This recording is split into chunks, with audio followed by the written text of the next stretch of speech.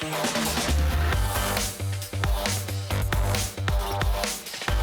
right. Hey, everybody. Welcome. Welcome to the April 2022 LAPPG meeting. We are excited because we are exploring CG compositing and grading in VR with Meta's Quest for Fitness. As you can see, we have an amazing panel of folks helping us tonight to enlighten us. And a big thank you to SGO for putting this together and helping make this happen. I am going to throw now to Matt. There's a lot happening, so take it away. And thank you, everybody, for being here. It's super awesome to be here with everybody, and thanks for having us, and thanks SGO and all that jazz. This is a really fun project, and I couldn't be more excited to talk about it because not only is it, I'm really proud of the work that the team here has done, but the workflow that we've developed really kind of succeeds in trying to push that high quality bar that we love to see when we're trying to create immersive content.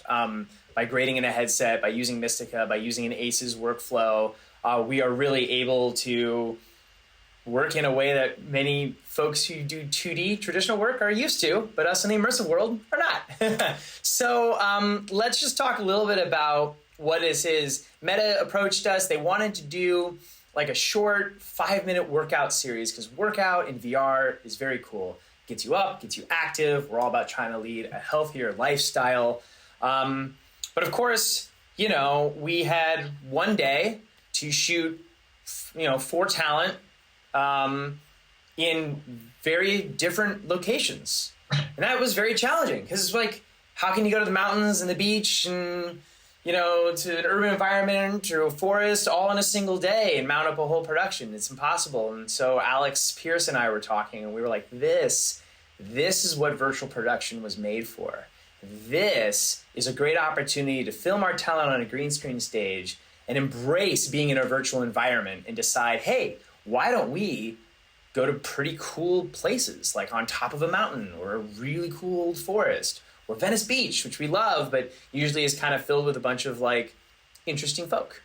And so we decided to do that. I'm just going to play a short 30-second trailer we made of this series to kind of give you a better idea of it right now. Have you ever wanted to work out at the beach? Or do yoga in a forest? Or dance in the desert? Or break a sweat on top of a mountain? Now you can. With the Quest for Fitness Escape and Shape workout series. Quick workouts with professional trainers in beautiful VR environments. Only on Quest.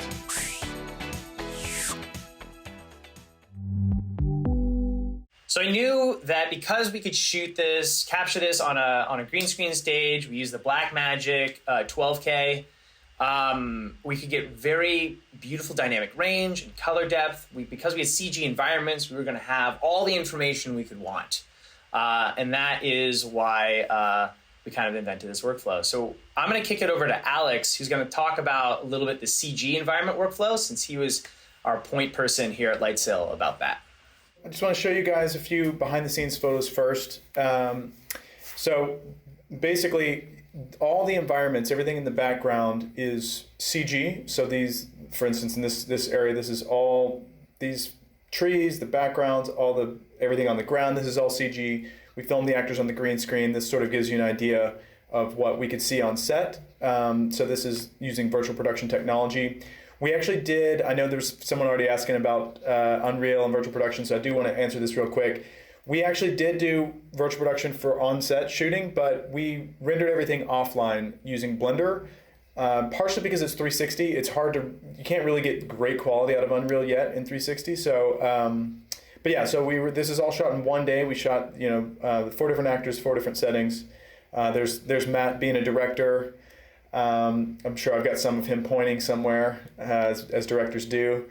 But yeah, so let me just show you some of I have a video here. I'm just going to sort of scrub through it. But so basically this is the 3D scene here. And this is with this is just for the beach. And this is in Blender. This is rendered. This is just me scrubbing through the playhead here. But you can see basically we have several different, there's a lot of things that are composited on top of themselves. So for instance, some of these elements we created specifically for this project, like this Quest for Fitness flag. And then a lot of in this particular scene, Matt was more inspired to do an urban beach, not necessarily like a remote beach. So we went to Venice Beach. I personally took probably 1,000 photos that we used for reference, that we used for some of the textures. We created some of the materials out of photos from Venice Beach. And especially all the graffiti that you see, a lot of this was just me taking photos and then taking, like, this is, for instance, just a photo that I took, and then I was able to bring it into Blender and then turn those into 3D elements. So this is some graffiti I took. I turned it into a poster. I took some trash cans. I turned that into 3D models, and then in some cases, like these signs, it's literally just a photo projected onto a plane. It's just for anyone who does 3D, it's just literally 4 vertices. That's all there is there. So we created this. We rendered it in Blender. Skip ahead here. We did the ocean as well. So there's an ocean simulation that we did using Blender and using a lot of different techniques. I could talk about this stuff for as long as you can go to our site, lightsailvr.com. The best place is actually to watch it in headset on the Oculus Quest, and we can tell you more about how to do that later. And then this last part I just want to show you while I'm sharing my screen is that there's also probably another 30% of the project that was done through compositing. So you won't really be able to see it here, but there's heat waves that Carlos added. There's also, he added this plane that's flying in the background. There's a bird here that he added. There's some flying birds here, and you'll see a little bit more of that later. And then the one of the biggest lifts for the compositor, in my opinion, is he had to take these actors and he had to get rid of the green screen. I think he used actually Nuke to do the chroma key, and then we rendered the shadows in Blender using path tracing, using the highest quality shadows, and then he had to manually go through and comp and make sure it fits. So it was definitely a team effort on the 3D side. This session, of course, is mostly about color, but it definitely, I hope it gives some context to the rest of the conversation, and I'm happy to answer questions and talk more about that later. So, Matt, do you want to take it from here? Yeah, thanks. Yeah, I mean, we definitely learned a lot on this one, and I think one of the things that was really interesting is we got to a point where we were working with the 3D and we were generating, and we knew that there's just some things, since we were going to go to composite anyway, that are just better done in compositing, like adding in some lifelike elements. For example, you can see that, Jeff is going to share his screen. We have like butterflies and birds in this mountain scene. And so I don't know, Carlos, if you want to talk a little bit about kind of some of the challenges and the approaches that you took to compositing these worlds and helping them really come to life.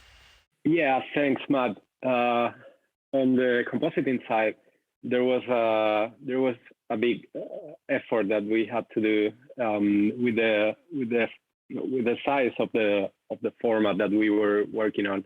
But of course, adding some 2D elements into a sphere space into a 3D environment was one of the biggest challenges. Adding these butterflies is just an example. We had to deal with light wrap, crossing the semi-transparent wings of the butterflies, also adding some shadow on the ground, and also placing them in a specific place where we were discussing it all over the project. Where would the butterflies go?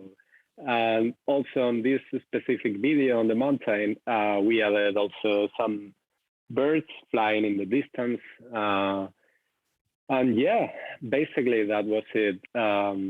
As Alex said, we used Nuke to composite the green screen footage on top of the videos. But Fusion was the main tool used for the rest of the compositing. Yeah, it's a Herculean effort for Carlos, and so we thank him a lot for all that. I think it looks just really, I was really happy with how everything kind of came together. So of course, we have all this information. We have, these 3D worlds that are creating and coming together and going back and forth with client, getting feedback and that loop. And, Jeff, I think it would be really cool to maybe show like the before, like the no grade, because some of this stuff is really pretty.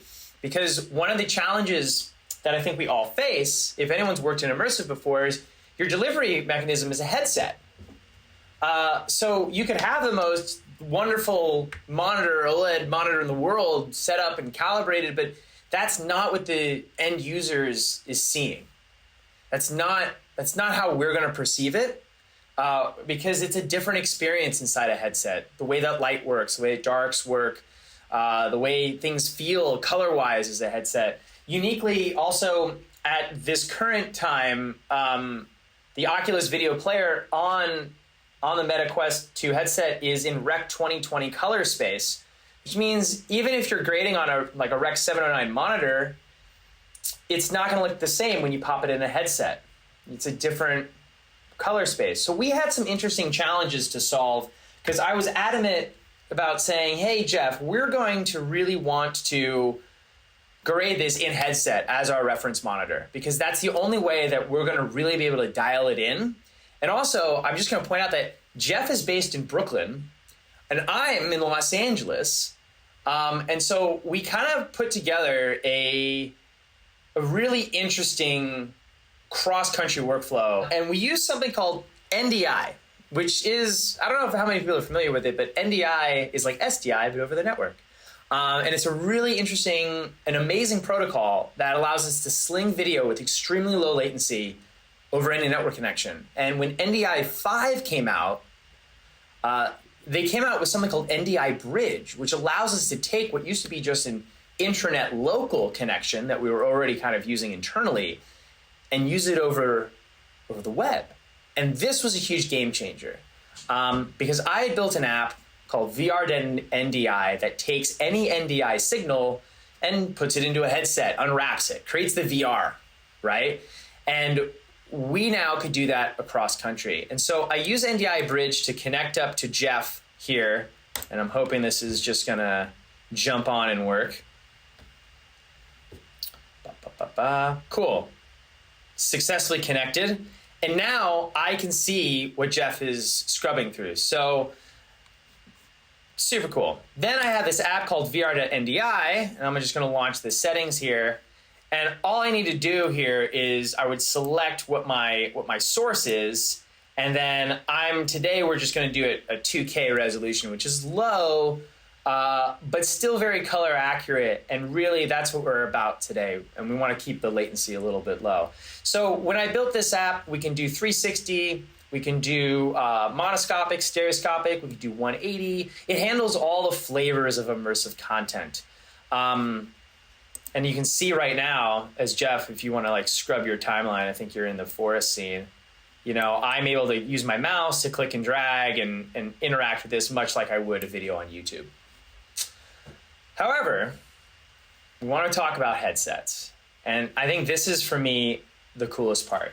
So by taking your headset, connecting it to your computer using Oculus Link, it acts like an Oculus Rift. And we can go ahead and click this VR button right down here. And then if you folks see my screen, I'll try not to move around too much. But you'll see I have a menu right here in front of me. And what I can do with this menu is I can actually change the color space. And this is where the workflow gets extremely interesting, because you see Oculus actually supports all these color spaces. The native headset color space for Oculus TV, which is the destination for this content, is Rec 2020. So I'll click that right there. I'm going to make sure I'm in 360. I'm going to click A on my button here just to turn that away. And now what I am seeing is exactly the same color reproduction that will be in the final piece when shipped on the Oculus store. In Rec 2020, available on Oculus TV. And for the first time ever, I was able to sit in a color session like this and give Jeff some notes. So for example, Jeff, I kind of feel we want to make this scene a little moodier. So like, why don't we go ahead and kind of just increase some of the contrast a little bit? All right, no problem. Which is good because it's supposed to be like a kind of a haunting forest is kind of like the vibe here, you know?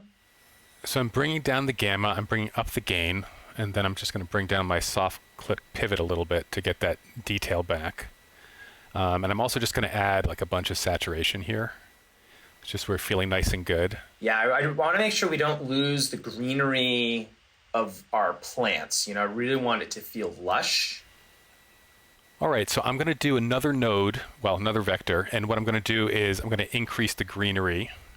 And I love this, that Matt is actually just looking at the ground while this happens. So you're going to see that flying in about 1 second, the greenery. And not only am I boosting the saturation of the greenery, but I'm also going to go ahead and swing it like a little more blue. And then I'm just going to toggle that adjustment on and off. So I'm just going to toggle it a few times, and you should see it. There you go. It's huge. It's huge. It looks like it just rained, you know?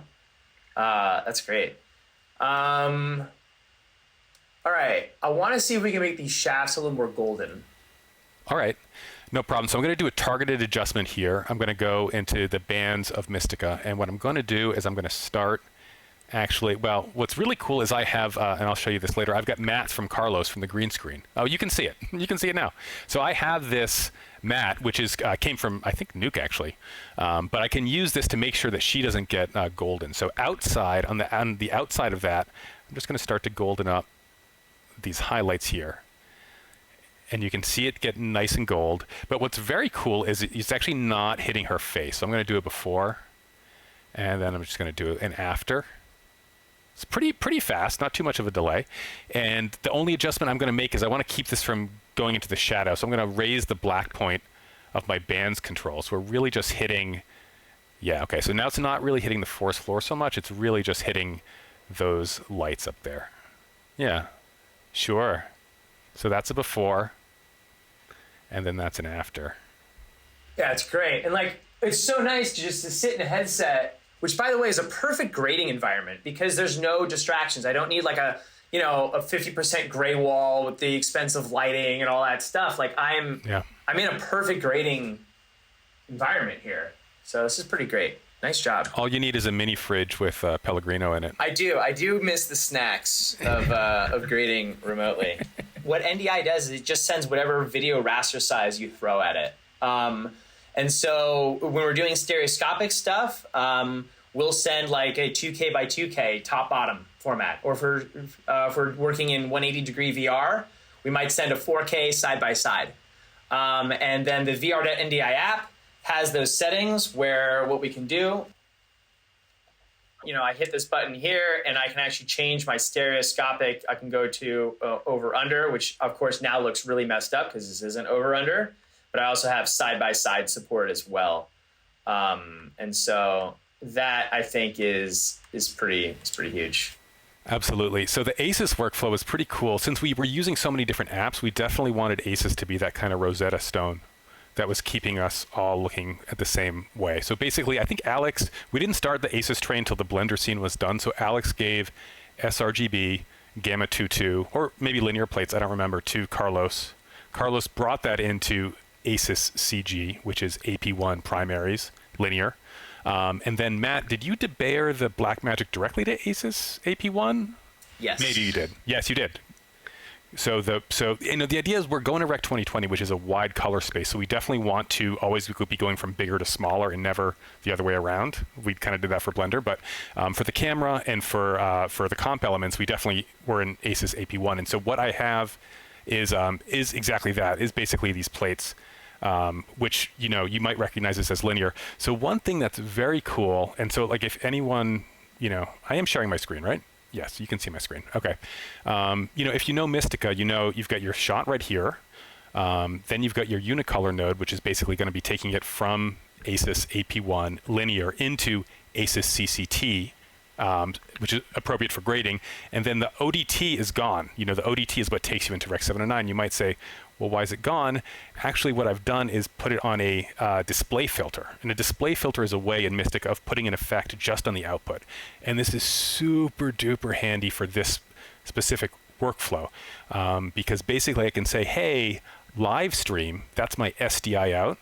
That is going to be a 2020 ODT.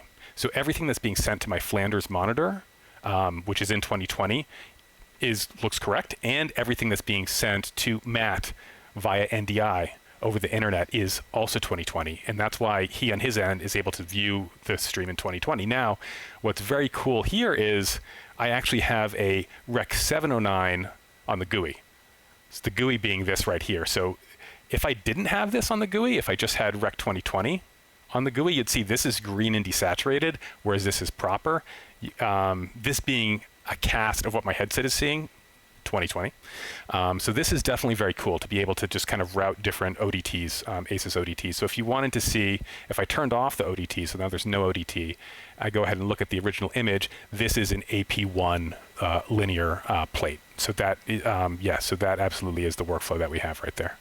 And I just want to jump in, since you talked about the 709 real quick, Jeff, is that the interesting thing about this project too is you're delivering for, Quest on Oculus TV, which is 2020 currently, but all of your marketing assets, the trailers and the stuff you're going to post on Facebook, that's all 709. And so the beauty of an ASUS workflow is it was very easy for Jeff to just transform it to 709 and have everything work on all those other delivery platforms. So basically, since we are coming from Blender, since we're coming from 3D, we have all sorts of mats that we can use from 3D to basically make selections. And basically, Alex had made, I think, a Mispass, which is known as depth, which basically lets you select things into the foreground or into the background, and had also made a normals pass, which basically lets you select things like lighting. And basically the idea is you can kind of see in the stack I've got right here. I'm actually a little frozen at the moment while my hard drive wakes up, so I will keep chatting. But basically the idea is to use the 3D information to select like only certain parts of the image and transform them. Meta says that every headset is factory calibrated. There is no way to put like an X right and check it out. But just in the same, I've not moved in my office. It thinks I'm asleep. Just in the same way that you're going to grade on a super expensive monitor, but someone's going to watch it on their like television that like is jacked up with weird settings. That's the thing. I can tell you definitively that the colors look correct, right? If it's if I'm grading and I'm grading something in Rec 709 and I put it in a headset, things look odd. They look desaturated. They look a little green tint, or sometimes the reds bloom too much, and like the reds are like really like off colored. And I know that the color is not the same as what I'm seeing on the desktop. I know when I select Rec 2020 in the app, which is provided by Meta in their SDK as a way to transform into the proper color spaces, I know that it is matching what I see on my screen.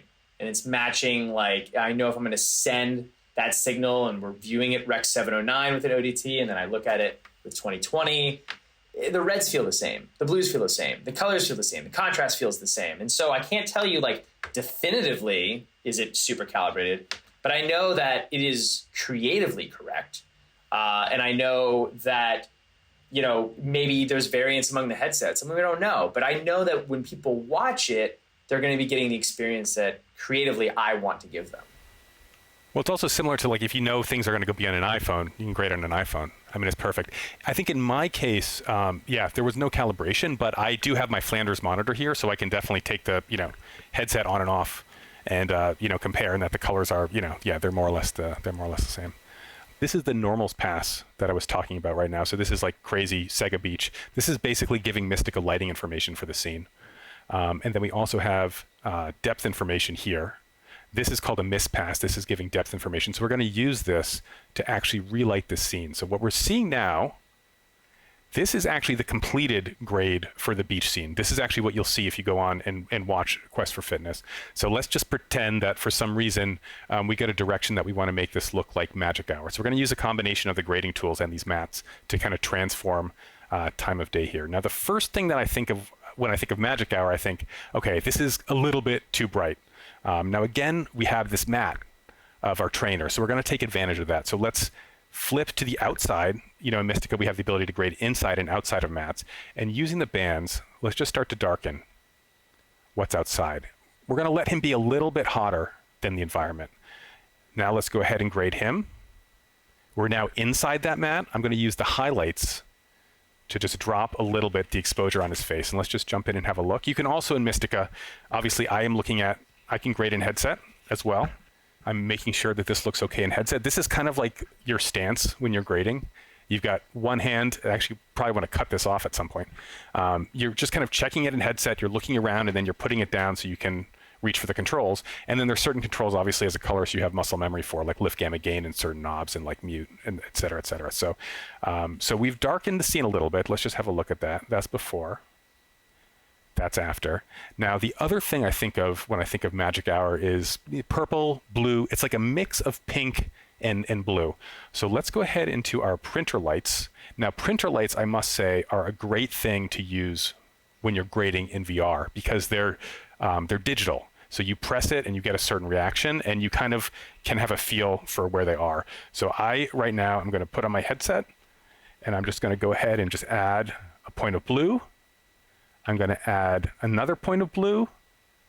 I'm going to add even one more point of blue. Okay, that's maybe a little too far. And then I'm going to switch to quarter points and add cyan. So, you know, when you add a little bit too much blue, it can get a little purple. It's good to cut it with just like a little small part of cyan. So now we have basically transformed this to like it's darker. We're feeling less sunlight. The thing that we really would like to do now is make the sky pink. So let's go ahead and go into the bands and let's just go ahead and dial in. Let's just go ahead and dial in some pink there. So let's go ahead and let me just see what matte I'm using. Okay, let's actually not use a matte for now. Let's do none. Okay, so let's go ahead and dial in some pink. So just look at the sun, at the sky for now. If you just look at the sky, you see we are actually getting that pink sky that you would associate with Magic Hour, but of course we're getting it all over here. We don't want to get it all over the image. We want to take advantage of our depth matte to select just the sky. So I'm going to go ahead and delete that. I'm going to go to my depth matte here and basically make sure that just the sky is selected. So just the sky is selected here. If you want to see what it looks like to kind of adjust, you kind of go into the qualifier and, well, basically go ahead and go to depth. And now, if I change the depth, you see I change the selection. Now, whatever's white is going to get affected. Whatever's black is not going to get affected. And so I've already kind of pre-multiplied this by our trainer because I don't want him to take on this grade. What I want to get is a nice soft selection of the sky. I'm even going to let it bleed a little bit into the palm trees right there. So we've made our selection. I'm going to go to our color grade right here. Going to get out of highlight mode. And now in input 2, basically what we're going to do is we're going to use the key that we just made. So let's go ahead and have a look at that. We're going to use input 2's key, right? So now what we're going to do is we're going to use the bands and we're going to put that pink into the sky. And now we're just really getting into the sky here. We're not affecting the foreground. Just a tiny bit. We're affecting it a tiny bit, but that's on purpose.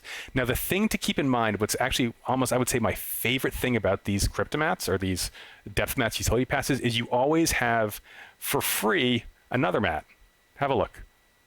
So when you toggle the inside and outside of the node, you already, for free, have the foreground. So let's go ahead and make a compensating move, and let's go ahead and just warm up the foreground. So if we just want to have a look at what that did, it was basically, this is the sky. I'm muting the inside of the node of the vector, and then this is just the foreground.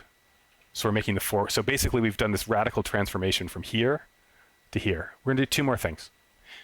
Now, when you think about Magic Hour, you also think the light is very diffuse. And now right now we're undoing all of poor Alex's work. You know, Alex already lit this scene to be daytime.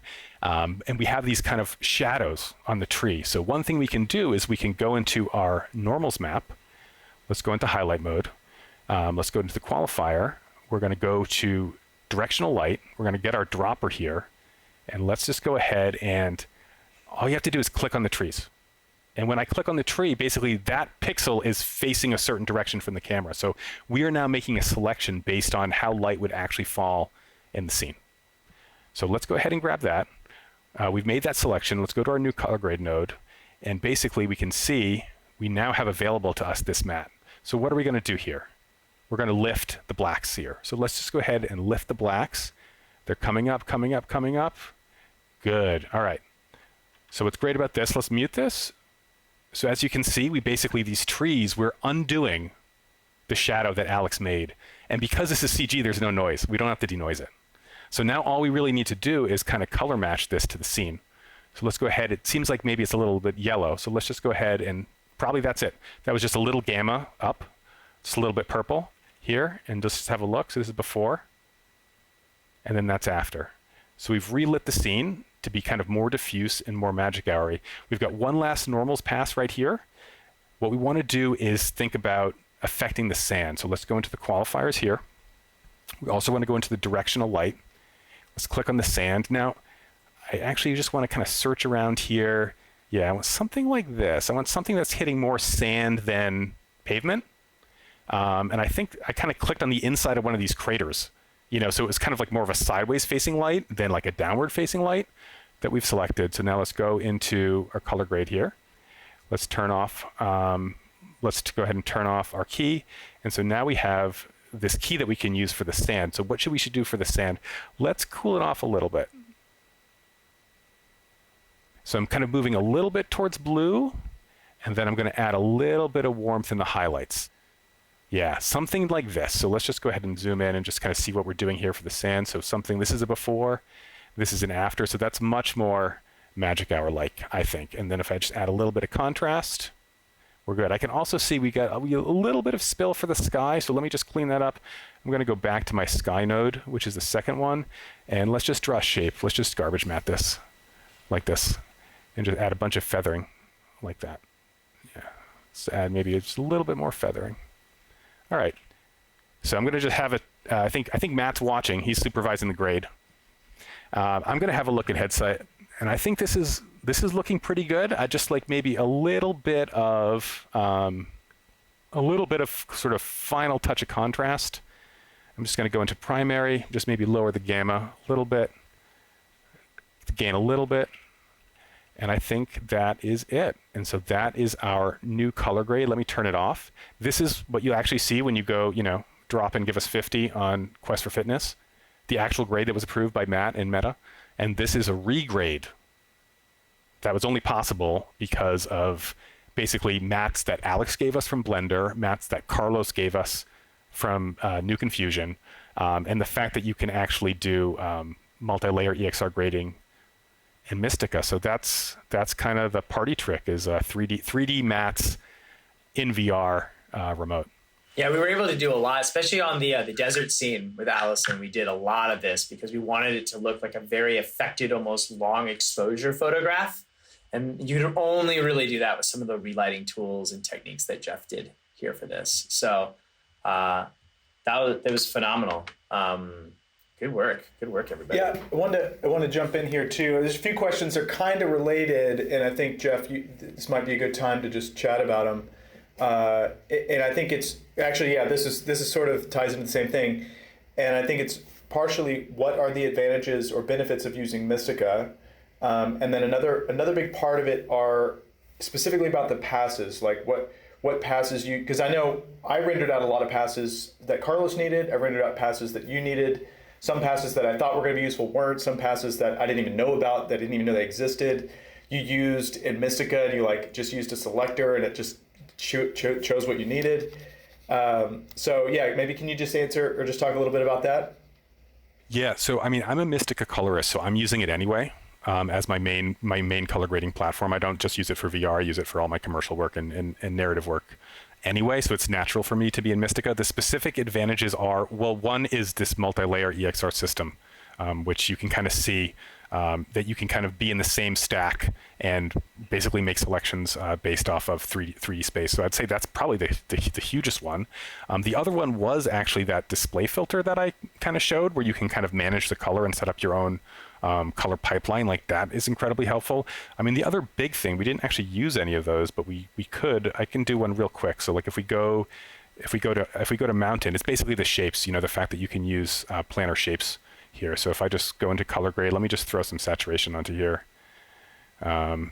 let's just say for some reason we wanted to make this. Let's make the sky. I mean, I always just like using the fixed vectors. Make the sky nice and blue, and then I see obviously his shirt is popping. I think we actually didn't transform his color space right, but that's fine. We're gonna grade it. But let's say you wanted to deal with these butterflies. Basically, add a vector. You can pop into the 3D view here. This basically gives you like a mini preview of the VR view. And what you can do here is you can go into shapes. Let's pull out our shapes. I find creating smooth shapes helps. I'm going to turn that on. And then here's the big thing that I did not even know about in my first color session with Matt, and he very patiently talked me through.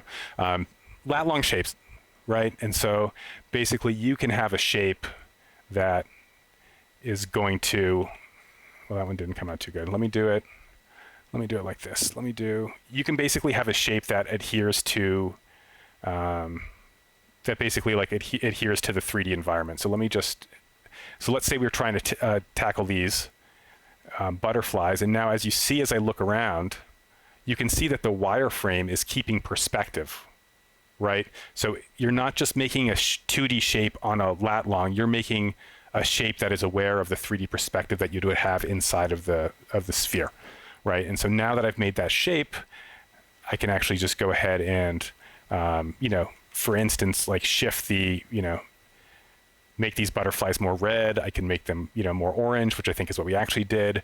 I'm basically making a shape that adheres to the 3D environment. Another thing that you can do that is actually like quite cool is right now I have 2K cache because that's just fast for playback. It's difficult to work with 8K footage for VR. And this was an 8K project, everybody, like big. So what I do is you can make groups in Mistika. They're like nests. On the bottom layer in the group, I have the 8K version. On the top layer, I have the 2K version. They're the same aspect ratio. And so the shapes will transfer between them.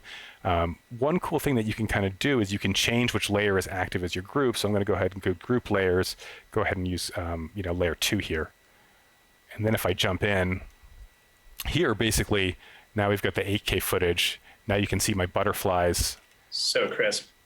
So sharp, but obviously the playback sucks now, as it would in any app, right? But it's definitely super nice to be able to swap back and forth between the resolutions, which is I don't know if you can do it in Resolve, but that's how I do it in Mistika. On the shapes thing, just really important, like in a tool like Resolve is not aware of 360 video. Resolve does not understand that the edge of the frame is actually the back. And it's supposed to connect perfectly with the other edge of the frame. Like your right and left sides need to connect perfectly. So the lat long shapes in Mistika are aware of that. And since it's 360 and sometimes you want to throw a window on something that may be across that seam line, you want to be using these lat long shapes because that way they'll seamlessly transition over, you won't have seam lines, and that is something that really breaks immersion. I mean, I guess the thing that I'm obviously forgetting to mention is that there is native headset integration. We just didn't use it because, let's have a look. There is native headset integration, uses DOVR, and it's very good for stitching. Like we use it when we're checking our stitches and we're checking the stereo and we're on a local network. Currently it operates in the CV1 color space. So it's less flexible, right? Like I can't look at it in Rec 2020 and see the exact colors that we're going to be in there. And I'm not sure about streaming it over the web using NDI. So I built the NDI solution because it's kind of a Swiss Army knife. It's really flexible, and I can throw anything kind of at it into any sort of workflow, whether it's grading with Jeff or it's on set. Like we use it for live preview on set for our 180 VR shoots with Canon. So, I think, but the downside of it, of course, is because it's streaming, it is a lower resolution. It's lower quality, it's pixelated, it's blurry. You're not going to see like the effects of sharpness or denoising as well. And so for that, the in-headset preview function that Mistika and SGO has added, thank you, is at the top of my feature request list for quite a while. It works very well. And I definitely do take advantage of that quite often. So I just switched over, as you were talking, Matt, to Deo. So I flipped out of NDI. I'm now in Deo. So interesting, I think the DAO needs the ASUS ODT. So let me just turn that back on. It doesn't obey the stream. So let me turn the ASUS ODT on and enable it. So this is the DAO version. So, again, what you're seeing on the right, it's a cast of what I see in here. And so what I see in here is a super crisp 8K image. So you really kind of need to use them hand in hand, DAO integrated and NDI, right? So NDI is great for fast playback. It's great for streaming to Matt in my case. But I own a studio, a Dungeon Beach, and we've got another VR job where people are going to come in person. So I'm just going to tell them to bring their quests. We're going to sit on the couch and we're going to use DAO, right? Because we're all there, and DAO is wireless and works over the network, works over the local network. But I think, typically on jobs with Matt, I will use, the native integrated one to judge noise reduction, sharpening, detail, dealing with texture, so important in VR. So you cannot do that on NDI. You do that with the native headset feature in Mistika, and then when it's time to do like a color session. But you can already see, I think, even over Zoom, just like how crisp those butterflies and stuff were. And so the other little tip I figured out, and this is kind of related to my little group workflow, is you've got this nifty button here in the visual editor in Mistika. So even though I'm in a 2K project, if you press this, I don't know what the button's called actually. Maybe Adrian can say live something button. Anyway, it gives you the full 8K, and actually what goes to the native headset in Mistika is this expanded view of the visual editor. So if you want to see 8K even in a 2K project, just go ahead and click that. So that's kind of the jam for balancing playback and image quality. I want to jump in real quick. We only have a few minutes left, but there are a few questions that I think it'd be good for Carlos to answer if that's cool with you guys. Some people were asking about different mats that were used in Fusion, and then someone was asking what did you use Fusion for? So it might be good for you, Carlos, to just give us some of your just tell us some of the things that you did, some of the challenges you had, that sort of stuff. Okay, so basically I used Fusion for all the beauty work that we had to do on these videos. I used Nuke for all the technical stuff, like removing the green screen and all that jazz. So all that we have been talking about, like adding those butterflies, adding the birds, building shadows and all that stuff, or maybe like adding the heat waves on the beach scene, all that was done in Fusion. The reason why is because Fusion was much faster, basically because we had a farm to render out from it. There's a lot of stuff that he did in Fusion. One of the main things is just compositing the actor and the CG, thing. That's really not something to be. I mean, that's probably half of this project is just like making it look like they're actually on the set. So like placing him in other stuff. I mean, that's it takes a real artist to do that. I'll just say one last thing about VR NDI. It is still under development, so please let me know your feedback. It works as a desktop app as well. If you're doing like a Resolve pipeline and you want to have a way to view stuff in Resolve, if you're editing in Resolve, and it can do a bunch of stuff. So happy to answer questions about it. Overall, for the project, super proud of the team. Again, Jeff, Carlos, Alex. We're really trying to push the envelope in terms of quality. We're trying to deliver things that are in workflows that are at a very high level, and I think the team did that. So thanks for listening to us, and I'm going to kick it back over to Wendy. Thanks, guys. All right. My goodness, you guys. That was so cool. Not only were you my mind's a little blown here, but the fact that we were seeing this live remote grading session in the headset, I mean, really cutting edge, really cool. So we can't thank you enough for bringing this project to LAPPG. A huge thank you to SGO for putting this together, Mistika Technology, Matt, Jeff, Alex, Carlos. Thank you so much. Be sure to connect with us on Facebook, Instagram, Twitter, and LinkedIn. Use the hashtag LAPPG. And a huge thank you to all of our partners, our platinum partner, AJA. At our gold level, we have Adobe, Blackmagic Design, OWC, Zeiss, and Frame.io. At the silver level, we have Isotope, SGO, and Reduct. And we have a lot of other companies, community and media and support companies that help make LAPPG thrive. We really appreciate their support. But in the meantime, let me just say thank you, everybody, for your time, your expertise, your forward thinking. And we look forward to the next project you guys do. Have a good one, everybody.